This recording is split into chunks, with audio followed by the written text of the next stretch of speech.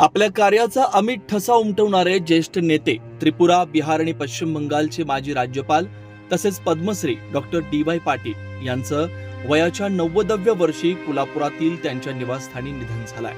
त्यांच्या निधनानं कोल्हापूरसह संपूर्ण महाराष्ट्रावर शोककळा पसरली आहे. शिक्षण क्षेत्रातील एका युगाचा अंत झाल्याची भावना व्यक्त होते. 22 ऑक्टोबर 1935 रोजी कोल्हापूर जिल्ह्यातील अंबप इथं जन्मलेल्या डॉक्टर डी.वाय. पाटील यांनी आपल्या दूरदृष्टी, नेतृत्व आणि सामाजिक बांधिलकीच्या बळावर शिक्षणाचा वटवृक्ष उभा केला. महाराष्ट्रासह देशभरात 180हून अधिक शैक्षणिक संस्थांची स्थापना करून लाखो विद्यार्थ्यांच्या आयुष्याला दिशा देण्याचं मोलाचं कार्य केलं.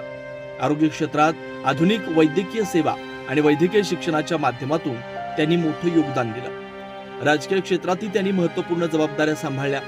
कोल्हापूरचे महापौर, पन्हाळ्याचे आमदार म्हणून त्यांनी प्रभावी कामगिरी केली.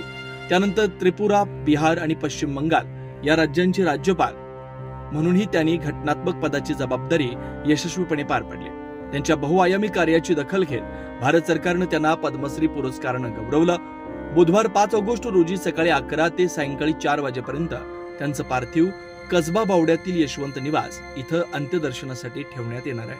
त्यानंतर सायंकाळी 5 वाजता डी.वाय. पाटील मेडिकल कॉलेजच्या प्रांगणात शासकीय इतमामात त्यांच्यावर अंत्यसंस्कार करण्यात येणार आहेत. त्यांच्या पश्चात डी.वाय. पाटील विद्यापीठाचे कुलपती डॉक्टर संजय पाटील, काँग्रेसचे गटनेते आमदार सतेज उर्फ बंटी पाटील, नातू माजी आमदार ऋतुराज पाटील असा मोठा परिवार आहे. शिक्षणाचा दीप प्रज्वलित ठेवणारे, समाजकारणाला नवी दिशा देणारे आणि सार्वजनिक जीवनात आदर्श निर्माण करणारे डॉक्टर डी.वाय. पाटील यांच्या निधनानं महाराष्ट्रानं एक दूरदृष्टीचा शिक्षण महर्षी, समाजसेवक आणि कर्तृत्ववान नेतृत्व गमावलंय. अशाच ताज्या अपडेटसाठी महासत्ता न्यूजला सबस्क्राईब करा.